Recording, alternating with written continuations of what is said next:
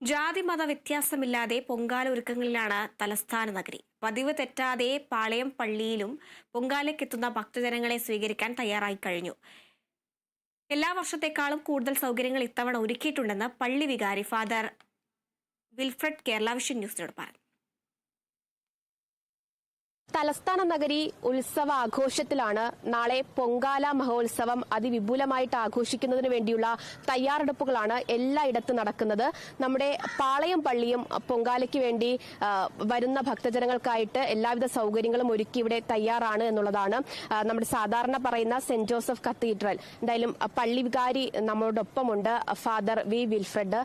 പാളയം പള്ളിയും ഈ ഭക്തജനങ്ങൾക്ക് വേണ്ടി എന്തൊക്കെ തയ്യാറെടുപ്പുകളാണ്, മുന്നൊരുക്കങ്ങളാണ് നടത്തുന്നത്? കേരള സംസ്ഥാനവും അതുപോലെ തന്നെ തിരുവനന്തപുരം പട്ടണവും എന്നും മതമൈത്രിക്ക് പേരുകേട്ടതാണ്. ഇവിടെ എല്ലാ മനുഷ്യരും പരസ്പരം സഹകരിക്കുന്നതോടൊപ്പം തന്നെ ആധ്യാത്മികതയും പരസ്പരം പങ്കിടാറുണ്ട്.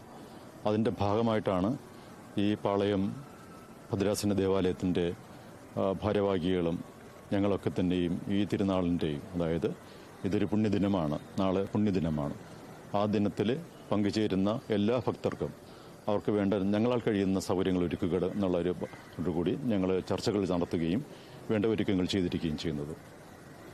നാളെ ഇവിടെ എത്തുന്ന എല്ലാ ഭക്തജനങ്ങൾക്ക് എത്ര പേര് വന്നാലും അവർക്ക് വിശ്രമിക്കുവാൻ വേണ്ടിയുള്ള ഹോളൊക്കെ ഇവിടെ തയ്യാറാണ്. അതുപോലെ തന്നെ അവരുടെ ടോയ്ലറ്റ് സൗകര്യങ്ങൾക്ക് നമ്മൾ ഒരുക്കങ്ങൾ ചെയ്തിട്ടുണ്ട്. അതുപോലെ തന്നെ സംഭാരം തുടങ്ങിയുള്ള കുടിവെള്ളം തുടങ്ങിയുള്ള സൗകര്യങ്ങൾ ഇവിടെ ഒരുക്കുന്നുണ്ട്.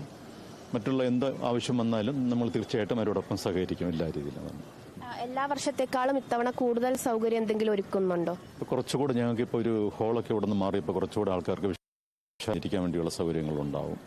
അവർ വന്ന് പാർക്കിംഗ് ആയാലും എന്ത് തന്നെ ആയാലും അതിനുള്ള സൗകര്യങ്ങളെല്ലാം നമ്മൾ ഒരുക്കി കൊടുക്കുന്നതാണ്.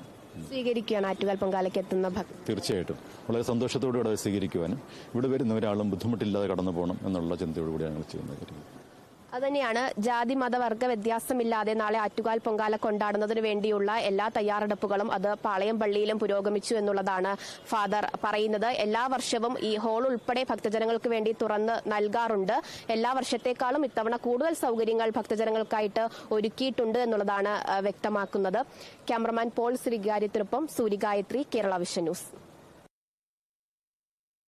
ഇടവേള.